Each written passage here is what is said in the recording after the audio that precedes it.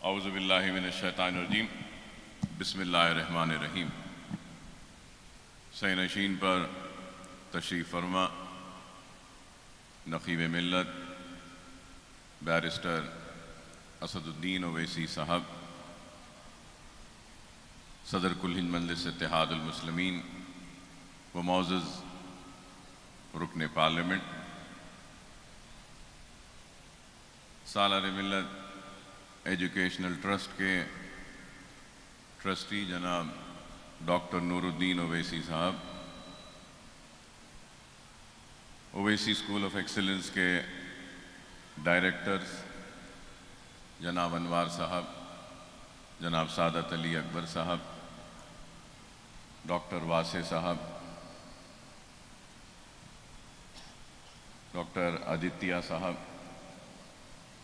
محترمہ امتل صاحبہ، مقامی کارپوریٹر جناب وہاب صاحب، اور مقامی ابتدائی مجلس کے صدر معتمد، جوائنٹ سیکرٹری خازن و کمیٹی کے اراکین، سننے والے بزرگوں، نوجوان ساتھیوں اور میری عزت مآب پردہ نشین ماں اور بہنوں، آج سے کئی سال پہلے 1999 کے انتخابات میں مجلس اتحاد المسلمین کے مرحوم صدر سالار ملت علیہ رحمہ نے مجھ کو حلقہ اسمبلی چندرائن گٹے سے انتخاب لڑنے کے لیے امیدوار بنایا تھا، اور انتخابی میدان میں آنے کے بعد سب سے پہلے میں نے اگر کچھ وعدہ کیا تھا تو وہ وعدہ یہ تھا کہ ایک اسکول بناؤں گا، اور اس اسکول کے ذریعے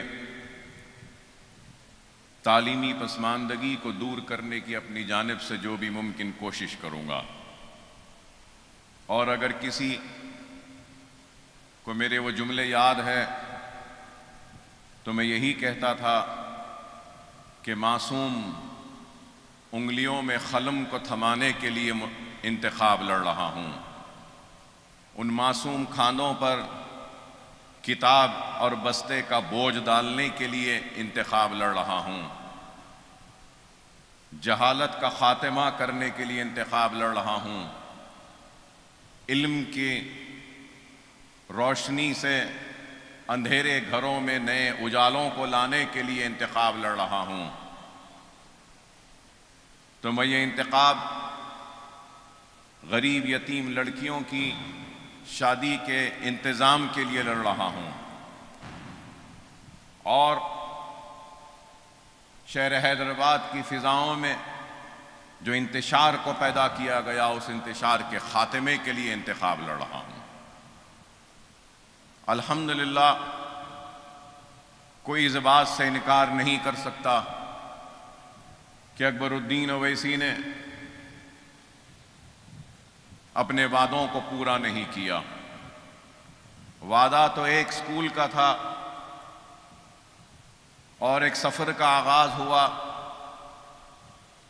تو نشیمن نگر کے اسکول سے اس کا آغاز ہوا، اور میں یاد دلانا چاہوں گا اور ضرور یہ بولنا چاہوں گا کہ اسکول کے سنگ بنیاد کی تقریب ہم نے رکھی، اسکول کی عمارت مکمل ہوئی تو آپ کو سن کر حیرت ہوگی کہ ہم ہر مساجدوں سے اعلان کرواتے تھے کہ خواہش مند والدین اپنے بچوں کو ہمارے اسکول میں بھیجیں، ہم ان کی مفت تعلیم کا انتظام کرے ہیں، لیکن اس کے باوجود بھی درخواستیں نہیں آتی تھیں۔ ہمارے صدور و معتمدین گھروں میں جا کر دستک دیتے تھے، بولتے تھے کہ آؤ اس مدرسے میں اپنے بچوں کو داخلہ دلواؤ، تو اس کے بعد بھی نہیں آتے تھے. 5 برس تک نشستیں کئی خالی رہا کرتی تھیں، اور پھر ان 5 برسوں کے بعد ہم نے ایک اور اسکول کا سنگ بنیاد رکھا ریاست نگر جمال کالونی میں. وہاں پر بھی یہی حال تھا، مساجدوں سے اعلان گھروں سے لاتے تھے. مجھے یاد ہے کہ میں سلیم بیگ صاحب کو، ڈاکٹر یوسف نقشبندی صاحب کو، مظہر صدیقی صاحب سے کہتا تھا کہ آپ جائیے گھروں سے بچوں کو لائیے، نشستیں خالی ہیں. تو یہ ایک تعلیم کی طرف لوگوں کا کس طریقے سے، علم کی طرف کتنی توجہ تھی لوگوں کی، آپ اندازہ لگا سکتے ہیں کہ ہم نے ویسے اس دور میں علم کو گھر گھر پہنچانے کا ایک بیڑا اٹھایا اور کام کا آغاز کیا. اور پھر سالار محترم نے بلا کر مجھے ذمہ داری دی کہ عنبر پیٹ کا بھی اسکول ہے میاں، یہ اسکول کو بھی آپ دیکھیے، اس کی ذمہ داری لیجیے. عنبر پیٹ میں موقوفہ جائیداد میں چھوٹے سے ٹین کے شیڈ میں چند بچوں کی تعلیم کا اہتمام و انتظام کیا گیا تھا، لیکن وہاں کے ذمہ داران چلانے میں مجبوریاں آ رہی تھیں ان کے سامنے. تو وہ ٹین کے شیڈ کا ایک جو تھا اس کو ہم نے حاصل کیا سالار ملت ایجوکیشن ٹرسٹ کے نام پر. وہاں پر ایک عمارت بنائی، پھر حالیہ عرصے میں ایک اور عمارت بنائی عنبر پیٹ میں. تو عنبر پیٹ کے اسکول میں 2 عمارتیں ہیں اسکول کی، اور وہاں کے بچے فرسٹ ڈویژن میں کامیاب ہوتے ہیں. اور وہاں کی 2 لڑکیاں میڈیکل کالج میں داخلہ لیں، اور ہمارے اویسی اسکول آف ایکسلنس سے پڑھنے والی لڑکی نے، ہمارے اویسی اسکول آف ایکسلنس کے اسکول میں پڑھنے والی لڑکی نے سارے ریاست آندھرا پردیش تلنگانہ بننے سے پہلے نرسنگ کے انٹرنس میں آندھرا پردیش میں ٹاپ کی تھی، نمبر 1 آئی تھی لڑکی. پھر وہ 2 عمارتیں عنبر پیٹ کی، نشیون نگر کی عمارت، جمال کالونی کی عمارت، مغل پورے کی عمارت، تالاب میر جملہ میں ایک عمارت. پھر وہاں سے نکلنے کے بعد ریاست نگر جمال کالونی میں اسکول کی عمارت تھی. آپ کو یاد ہوگا اگر تو میں نے اپنے حالیہ اسمبلی انتخابات میں اعلان کیا تھا کہ ریاست نگر میں ایک جونیئر کالج بناؤں گا. الحمدللہ انتخابات کے بعد سنگ بنیاد رکھا، اور وہ جونیئر کالج کی عمارت بھی قریب الختم پر، تکمیل پر ہے. لاک ڈاؤن رہا، جنوری سے مزدور نہیں، سب کچھ بند تھا، لیکن الحمدللہ ہماری تعلیمی اداروں کی تعمیری کام کبھی نہیں رکا، جاری تھا، جاری ہے اور جاری رہے گا. ریاست نگر میں 2 عمارتیں، پھر حافظ بابا نگر میں ایک عمارت ہے، وہاں پہ 1300 بچے زیر تعلیم ہیں. پھر اس کے بعد میں نرقی پھول باغ کا اسکول چل رہا ہے، وہاں پہ بھی قریب 750 بچے زیر تعلیم ہیں. پھر سلالہ میں، بارکس سلالہ میں، وہاں پر بھی اسکول کی تعمیر قریب الختم پہ ہے. آئندہ تعلیمی سال سے سلالہ بارکس میں بھی اسکول میں داخلوں کا آغاز ہو جائے گا، اور اسکول وہاں پر بھی شروع ہو جائے گا.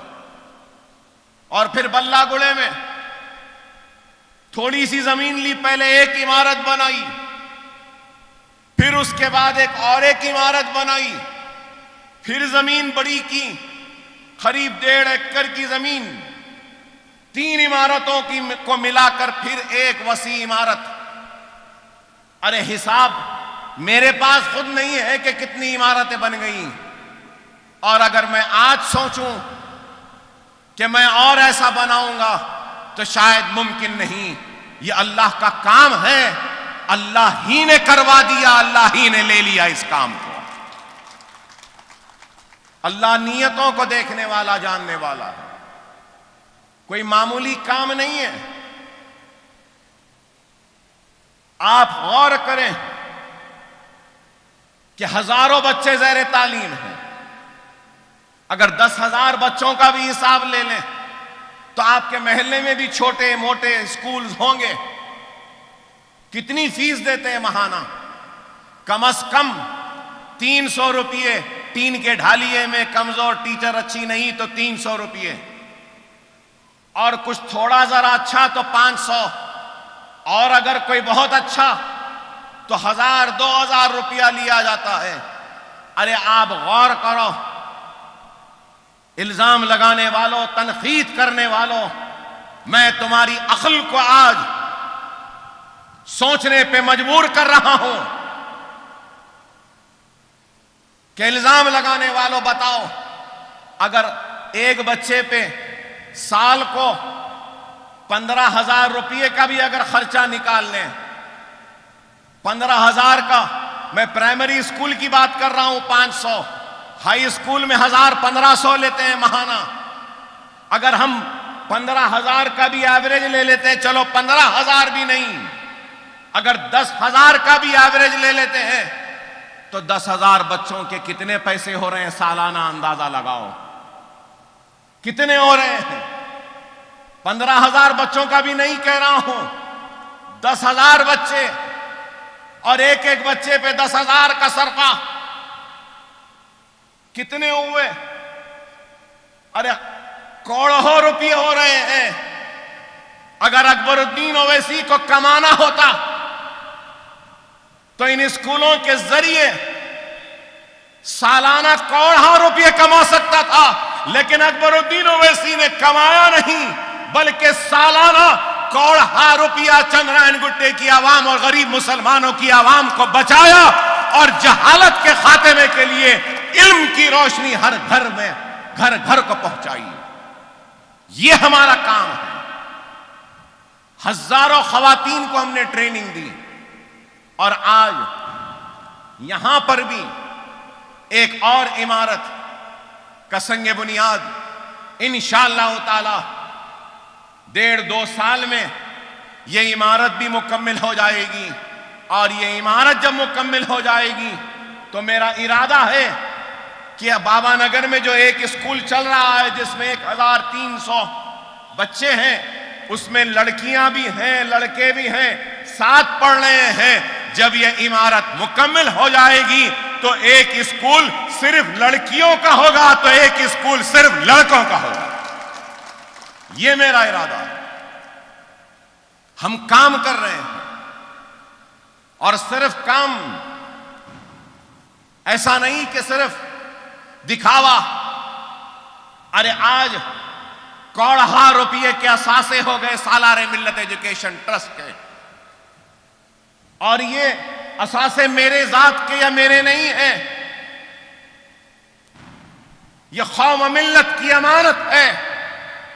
اور اللہ جب میرے اس کام کو قبول کرے گا، اللہ سے دعا ہے کہ اللہ میرے اس کام کو قبول کرے، اور اللہ جب اس کام کو قبول کرے گا اور اس کام کا اجر جب مجھے دے گا تو میں اللہ سے آج دعا کرتا ہوں کہ اے اللہ تیرے میرے اس کام کے اجر کا مستحق صرف میں نہیں، میرے چندرائن گٹے کا ہر وہ ورکر میرا ساتھ دیا جس نے 99 سے لے کر آج تک ساتھ دیا. اے اللہ ایک خطرہ ہی صحیح تو اس کا اجر عظیم ان کو بھی عطا کر دے، کیونکہ ان کا بھی شامل دخل ہے اس میں کہ انہوں نے مجلس پہ اعتماد کیا، سالار کے فیصلے پر اعتماد کیا، اور مجھ جیسے گنہگار کو اپنا خادم بنانے کے لیے محنت کی، جدوجہد کی، اور مجھ جیسے گنہگار کو رکن اسمبلی بنایا.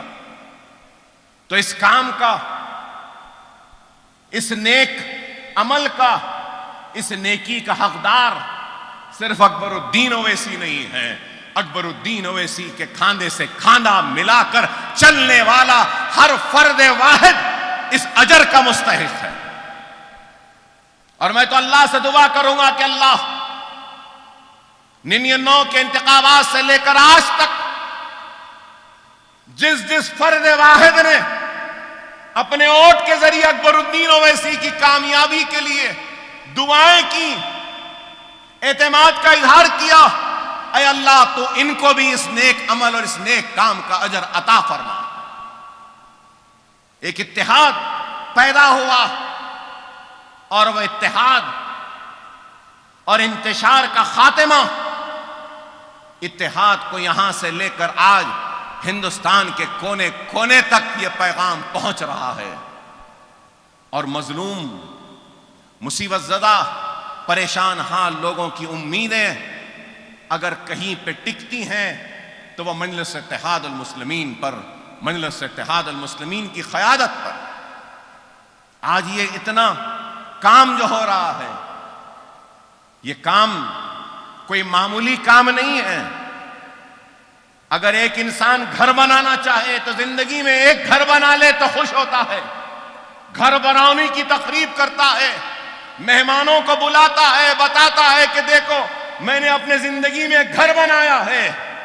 لیکن اکبر الدین اویسی نے ایک نہیں کئی عمارتیں بنا دی اسکول کی، اور میں یہ کہوں گا، سننے والوں سے کہوں گا، دولت مند لوگوں سے کہوں گا، اہل دل سے کہوں گا کہ انسان اور دنیا میں کے سامنے دولت کی کئی شکلیں ہیں۔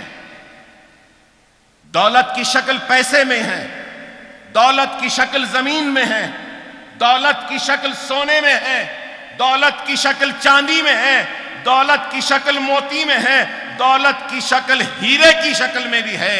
لیکن یاد رکھو، پیسے کی دولت بھی جا سکتی ہے، ختم ہو سکتی ہے، زمین کی دولت بھی جا سکتی ہے، ختم ہو سکتی ہے، ہیرے کی دولت بھی ختم ہو سکتی ہے، سونے کی دولت، چاندی کی دولت، موتی کی دولت سب ختم ہو سکتی ہے، لیکن دنیا میں ایک ایسی دولت ہے جو دینے سے یا بانٹنے سے ختم نہیں ہوتی اور بڑھتی ہے، اور وہ دولت علم ہے۔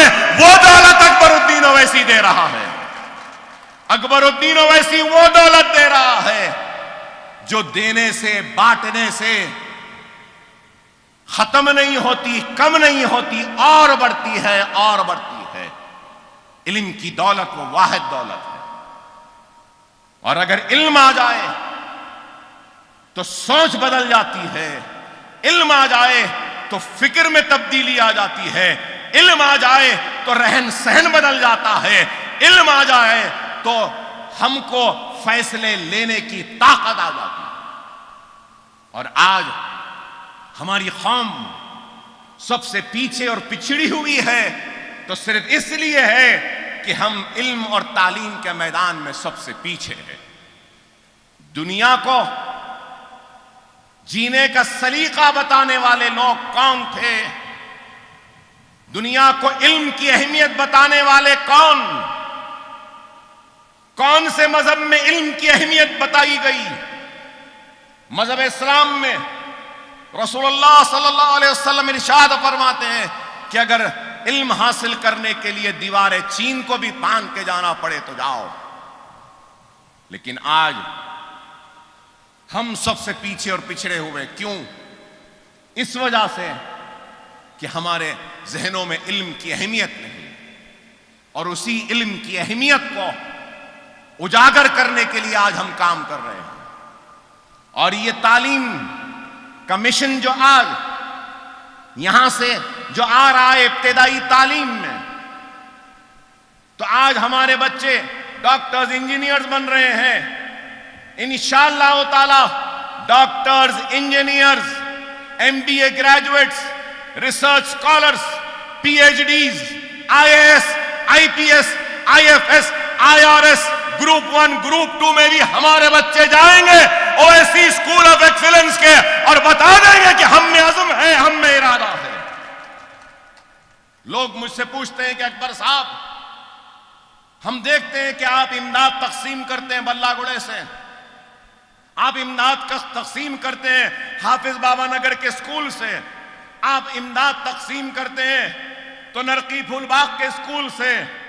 ہاں، پورے لاک ڈاؤن میں امداد میں نے تقسیم کی بلہ گڑے کی ہمارے KG to PG کے کیمپس سے، اس لیے کہ اکبر الدین اویسی دنیا کو بتانا چاہتا ہے کہ دیکھو چندران گٹا اور ہم غریب مسلمانوں کے عزائم کو، ہمارے عزم کو، ہمارے جنون کو، جتنی بلندی ہماری عمارت کی ہے، ہمارے جنون کی بلندی اس عمارت سے زیادہ بلند ہے، ہمارا اخلاص اس عمارت کی بلندی سے زیادہ بلند ہے، ہماری نیت ہم بتاتے ہیں دنیا کے سامنے۔ یہ کام ہے، میں زندہ رہوں یا نہ رہوں، لیکن میرا کام زندہ رہے گا۔ رہتی دنیا تک میرے بنائے ہوئے اسکولوں میں پڑھنے والا ایک ایک لڑکا قابل بنے گا، نیک بنے گا، تو اس کا اجر اللہ مجھے دے گا، میرے ساتھیوں کو دے گا، میری عوام کو دے گا۔ انسان کے ہر عمل کا اجر ملے گا، تو انسان کی موت کے بعد اس کا کوئی عمل نہیں رہتا، جتنا عمل تھا اس پر ہی اجر ہوگا۔ لیکن یہ اسکولوں کا کام کا عمل رہتی دنیا تک قائم رہے گا، اور پڑھنے والے بچوں کی دعائیں ہم کو ملیں گی۔ اللہ کا شکر ہے کہ اللہ کام لے رہا ہے، اور آج میں یہاں کر رہا ہوں۔ لوگ مجھ سے پوچھتے ہیں کہ اکبر صاحب چندرائن گٹے میں ہی کیوں؟ ہاں، چندرائن گٹے والوں کا پہلا حق ہے مجھ پر، اس لیے چندرائن گٹے میں پہلے انتشار کا خاتمہ کرنے والوں کا نام چندرائن گٹا ہے، انتشار کی فضا پیدا کرنے والوں کا نام چندرائن گٹا ہے، اس لیے پہلے ان کا حق ہے۔ اور اللہ اگر دے گا تو ضرور کروں گا، پہلے یہاں ختم کروں گا، اس کے بعد میں زندہ رہا، دولت رہی تو یہاں سے ہٹ کر بھی کرنے کی کوشش کروں گا۔ کام ہمارا پہچان بنا ہے۔ انوار صاحب یہاں بیٹھے ہیں، قابل مبارکباد ہے، یہ نیک شخص، عالم دین۔ میں نے ان سے ایک مرتبہ کہا کہ انوار صاحب میری زندگی کی خواہش ہے، میرے بچوں کے ساتھ جو ہوا، میں اپنے اسکول میں پڑھنے والے بچوں کے ساتھ وہ چیز نہیں ہونے دینا چاہتا ہوں۔ تو انہوں نے مجھ سے پوچھا کہ اکبر صاحب کیا ہے؟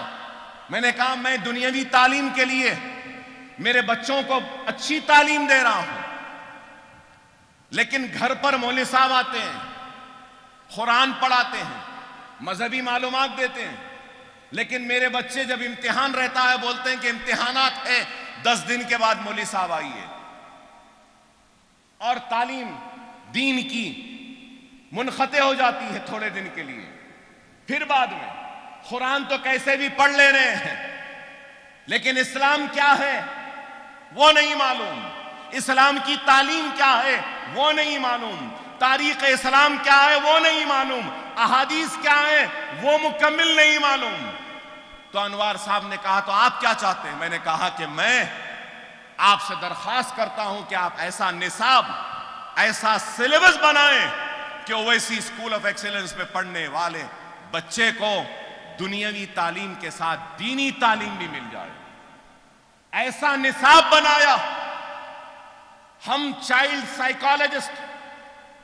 سائیکالوجسٹ کو ہم نے مقرر کیا، بچوں کے جو برین ڈیولپمنٹ ہوتا ہے، ذہن جو بنتا ہے، اس کے ایکسپرٹس کو ہم نے مقرر کیا۔ انہوں نے کہا کہ اتنا بوجھ یہ عمر کے بچے پہ ڈالا جا سکتا ہے، اتنا بوجھ۔ تو ہم نے نصاب بنایا، ایسا نصاب بنایا، ساری دعائیں یاد ہو جاتی ہیں، قرآن ختم ہو جاتی ہے، ترجمہ قرآن کا بھی ختم ہو جاتا ہے، بخاری شریف کی احادیثیں ختم ہو جاتی ہیں، تاریخ اسلام پوری پڑھا دی جاتی ہے، سیرت النبی مکمل ہو جاتی ہے، اور اس کے ساتھ ساتھ سائنس، جدید ٹیکنالوجی اور اسلام کی تعلیم بھی ہو جاتی ہے۔ جب ایک بچہ ہمارے پاس نرسری میں داخلہ لیتا ہے، 10ویں پاس کرتا ہے، تو قرآن بھی ختم ہو گئی، قرآن کا ترجمہ بھی ختم ہو گیا، سیرت النبی بھی ختم ہو گئی، تاریخ اسلام بھی ختم ہو گئی، بخاری شریف کی احادیثیں بھی ختم ہو گئی، دعائیں بھی یاد ہو گئی، سب کچھ ہو جاتا ہے۔ اور پھر جب یہ نصاب بنایا تو مسلک کے جھگڑوں کو بھی ہم نے دیکھا. انوار صاحب خود اہل حدیث کے مرکز میں جا کے دستخط کروا کے لائے. انوار صاحب اہل سنت کے مرکز پہ بھی جا کر دستخط کرائے. تبلیغیوں کے پاس بھی، بریلوی بھی گئے، دیوبند بھی گئے، وہاں سے بھی دستخط کروا کے لائے کہ اس میں عقائد کا کوئی جھگڑا نہیں ہے، صرف کلمہ، نماز، روزہ، زکوٰۃ، حج، اسی پر زیادہ توجہ. ایسی کتاب کے دیکھنے والوں نے کہا ارے یہ کام تو 100 برس پہلے ہونا تھا، ایسا کام نہیں ہوا. لیکن وہ کام بھی اللہ نے اویسی گروپ آف ہاسپ یہ سکول و سالار ملت ایجوکیشن ٹرسٹ سے لیا اور انوار صاحب جیسے عالم دین سے لیا. میں ممنون و مشکور ہوں. قریب 25 لاکھ روپیہ صرف ہوا. 3 سے 4 سال لگے وہ سلیبس کو بنانے میں. تو آپ غور کرو کہ آپ کو صرف بچے کو لا کر سکول میں چھوڑنا ہے. لیکن آج افسوس کے ساتھ کہتا ہوں کہ داخلہ ہم دے دیتے ہیں، داخلہ تو لے لیتے ہیں، لیکن اس کے بعد تھوڑے تھوڑے دن میں بچے کم ہونا شروع ہو جاتے ہیں. ارے کیا ماں باپ اپنے بچوں کو ہمارے سکول کی گیٹ تک لا کر نہیں چھوڑ سکتے؟ ارے ہم قرآن پڑھا رہے ہیں، ہم احادیث پڑھا رہے ہیں، دعائیں پڑھا رہے ہیں، دنیاوی تعلیم دے رہے ہیں، قابل بنا رہے ہیں، دنیاوی دوڑ میں سب کے ساتھ کھڑے رہنے کا اہلکار بنا رہے ہیں. اس کے بعد بھی آپ کو لا کر چھوڑنے کی فرصت نہیں. لاک ڈاؤن سے کئی لوگوں کا نقصان ہوا، کووڈ سے کئی لوگ پریشان ہوئے، کئی لوگوں کے کاروبار میں نقصان، تباہ برباد، نوکریاں سب کچھ چلے گئیں. کووڈ سے متاثر ہونے والے کا نام اکبر الدین اویسی بھی ہے. میری 15 برس کی محنت جو میں گلیوں میں، دھول گرد و غبار میں، موریوں میں، مٹی میں کھیلنے والے بچوں کو لا کر اپنے سکول میں 15 برس سے جو محنت کر رہا تھا، اب 1 سال ہو رہا ہے ان کا اسکول بند ہو کر، نہیں معلوم کہ اب ان کا ذہن کس طرف چل رہا ہے. سب سے زیادہ درد مجھے ہے ہزاروں بچے جن کا اسکول چھوٹ گیا، نہیں معلوم کہ اب وہ ان گھروں میں بھی ہے یا نہیں معلوم. لیکن ہم اپنے مشن سے پیچھے نہیں ہٹیں گے. اکبر الدین اویسی ایک مقصد لے کے آگے چلتا ہے. زندگی میں اگر مقصد نہیں تو وہ زندگی بے فیض ہے، ناکارہ ہے، بیکار ہے.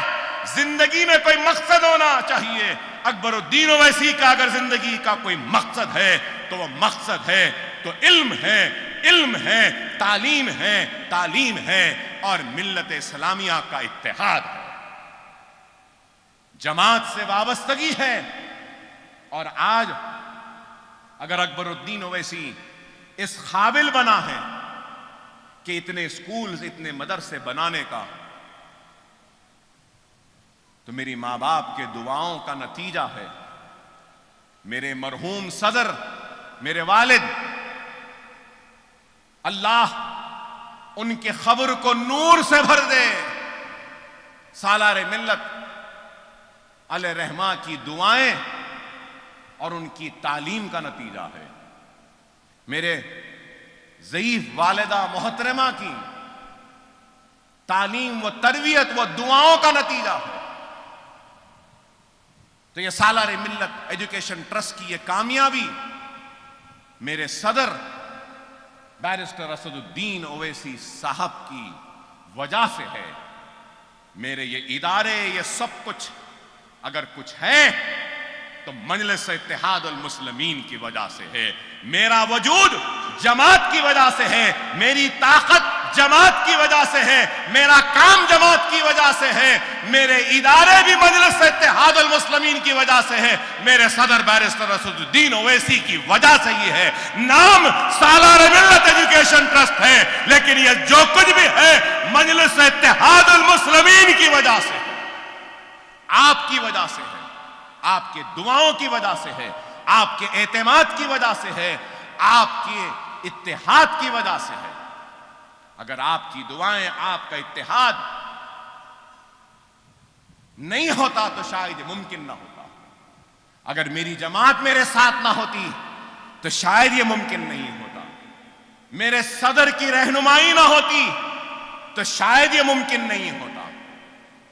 میرے والد اور والدہ کی دعائیں نہ ہوتی تو شاید یہ ممکن نہیں۔ اللہ کی راہ میں کام کرنے والوں کی کمی نہیں، اللہ جس سے چاہے اس سے کام لے لے۔ اللہ مجھ سے کام لے رہا ہے تو بس دعا ہے اللہ سے کہ اے اللہ تو اس کام کو قبول کر، تو ہمارے اس کام کو قبول کر۔ اے اللہ تو جانتا ہے کہ بڑی مصیبتوں میں زندگی گزاری ہے میں نے، بڑے کرب میں گزاری ہے کئی راتیں میں نے، مگر اے اللہ میں نے تیرے حبیب کی امت کی خدمت میں کبھی بھی کوتاہی نہیں کی، کبھی بھی بے ایمانی نہیں کی، ان کے ساتھ ایمانداری کے ساتھ خدمت کی ہے۔ اے اللہ تو اس کام کو قبول کر لے، تو اس کام کو قبول کر لے۔ راتوں کے کرب اور ضربوں کے ضرب کی تکلیف میں بھی میں نے فکر کی ہے تو اپنے درد کی نہیں فکر کی ہے، تو اے اللہ تو جانتا ہے تیرے حبیب کی امت کی فکر کی ہے۔ میں نے کبھی اپنے ذات کی، اپنی اولاد کی فکر نہیں کی، فکر کی ہے تو اے اللہ تیرے حبیب کی امت کی فکر کی ہے، تو اس جماعت کی فکر کی ہے، تو میرے صدر کی، میری عوام کی۔ اے اللہ تو ان سب کی حفاظت کر دے، اے اللہ تو ان سب کی حفاظت کر، سب کو کامیابی و کامرانی عطا فرما، ہمارے اس کام کو قبول کر لے۔ نہیں معلوم کہ کتنے دن زندہ رہوں، لیکن جب تک زندہ ہوں میرا ہر لمحہ آپ کی فکر، آپ کی تڑپ، آپ کی خدمت میں گزرے گا، یہ وعدہ ہے میرا۔ میرے زندگی میں اب کوئی خواہش نہیں، اللہ کا شکر، کچھ نہیں چاہیے۔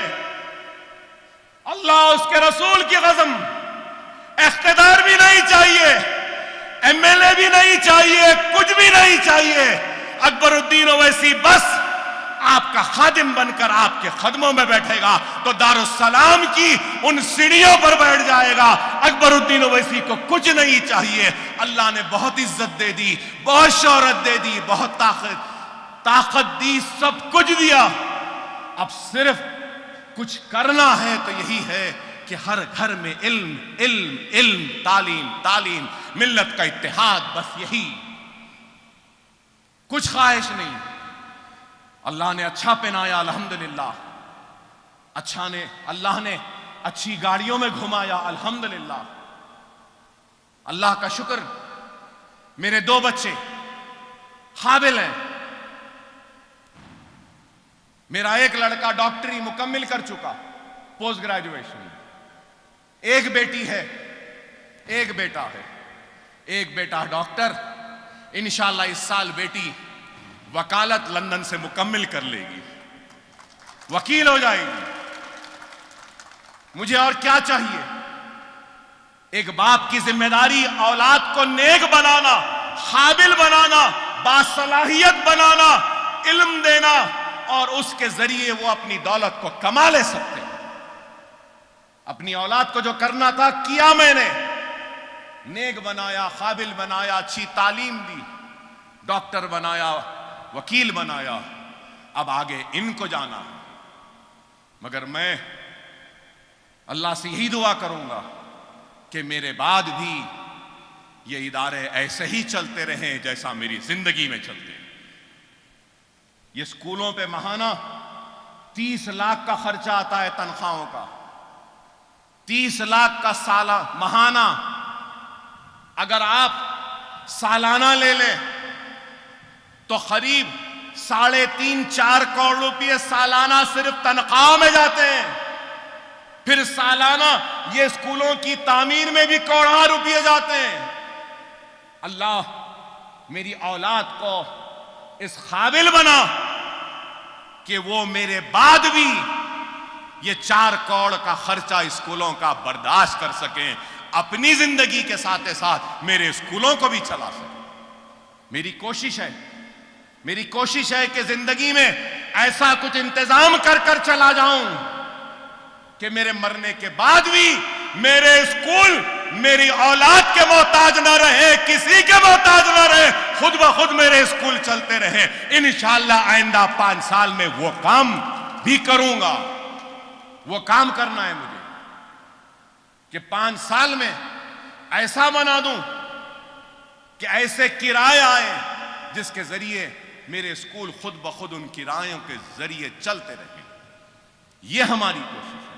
خیر بہرحال آپ تمام کا ممنون و مشکور کہ آپ نے وقت نکالا اور میری ہمت افزائی کی.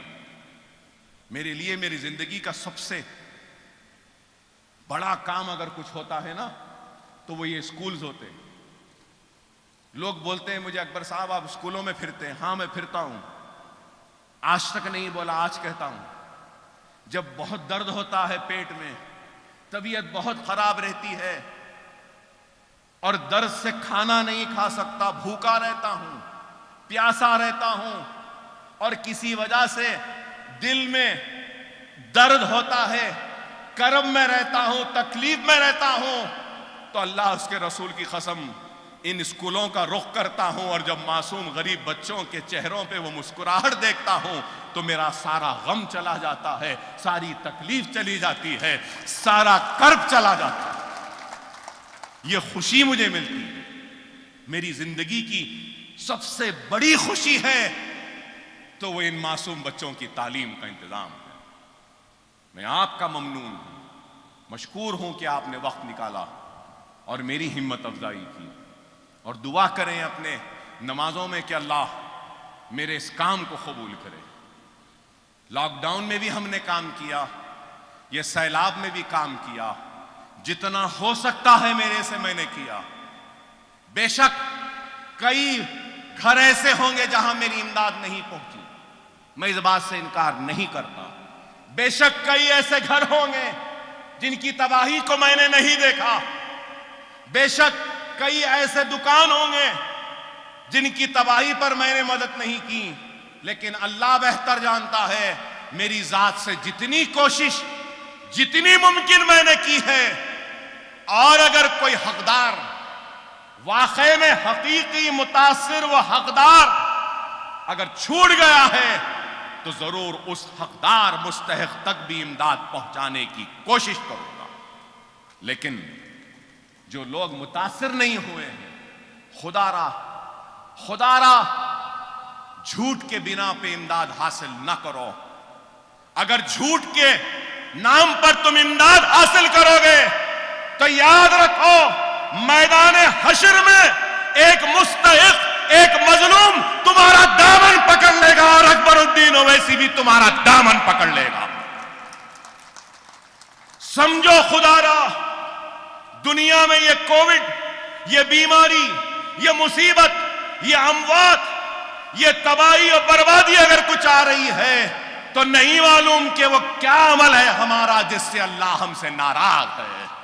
یہ وقت ہے اللہ کو راضی کرنے کا, یہ وقت ہے اپنے گناہوں سے توبہ کرنے کا, استغفار پڑھنے کا اور اللہ سے کہنے کا کہ اے اللہ تو ہم کو معاف کر دے, معاف کر دے, معاف کر دے اور اس وبا کا خاتمہ کر دے. اگر ہمارا عمل غلط ہوگا, حرام میں ہوگا, ناجائز ہوگا, ظلم ہوگا, انا میں ہوگا, افراتفری میں ہوگا, تو آج کووڈ ہے, کل کچھ اور بیماری آئے گی. اللہ کا جلال, اللہ کا عذاب کسی دوسری شکل میں نازل ہوگا. خدا را سمجھو اللہ ناراض ہے. کبھی کووڈ کے ذریعے آزما رہا ہے تو کبھی اپنے بادلوں کو پھاڑ کر آزما رہا ہے تو کبھی تالابوں کے پشتوں کو توڑ کر ہم کو آزما رہا ہے۔ خدا را اللہ کی آزمائش میں سجدہ ریز ہو کر اللہ سے معافی مانگو، اللہ کا شکر ادا کرو۔ اللہ راضی تو دنیا راضی، اللہ ناراض تو دنیا بھی ہم سے ناراض، دنیا میں بھی ہم ناکام ہوں گے۔ خدا را منظم ہو جاؤ، متحد ہو جاؤ۔ نوجوانوں جو یہاں کھڑے ہیں، میں ان سے ایک ہی بات کہوں گا کہ نمازوں کے پابند بن جاؤ، نمازوں کے پابند بن جاؤ، مساجدوں کو آباد کرو، سنت رسول اللہ پہ عمل کرو، یتیموں کی مدد کرو، غریبوں کی مدد کرو، جو بھی ممکن اپنے سے مدد کرو۔ اگر مدد نہیں کر سکتے تو اپنے عبادتوں میں ہاتھ اٹھا کر ان کے لیے دعا کرو۔ قرآن تابدانوں میں گھروں میں ہے، نکالو، قرآن کو پڑھو، بغیر پڑھے گھر سے نہ نکلو۔ قرآن پڑھ کر نکلو گے تو دیکھو اللہ اپنے فرشتوں کے ذریعے تمہاری حفاظت کرے گا، تمہارے غلط فیصلوں کو صحیح کر دے گا، تمہاری ناکامی کو کامیابی میں بدل دے گا۔ توبہ کرو، اللہ کو راضی کرو، نماز کے پابند بنو، قرآن کو پڑھو، سنت رسول اللہ پہ عمل کرو، غریبوں کی، یتیموں کی، بیواؤں کی مدد کرو، جو اپنے سے ہوتا ہے کرو، دلوں سے بغض کو نکالو، چھوٹی چھوٹی باتوں پہ لڑنا جھگڑنا چھوڑو۔ گلی کوچوں میں قتل ہو رہے ہیں، اے خدا را اس کو ختم کرو۔ ارے جس کے گھر میں موت ہوتی ہے اس کے گھر والوں سے پوچھو۔